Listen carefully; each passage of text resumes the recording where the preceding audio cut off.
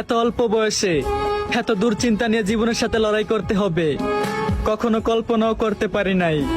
জানি না কি লেখা আছে জীবনের শেষ পাতায়, কতটা মানসিক যন্ত্রণা নিয়ে বেঁচে আছি আমি জানি, আর জানে আমার উপর হলায়।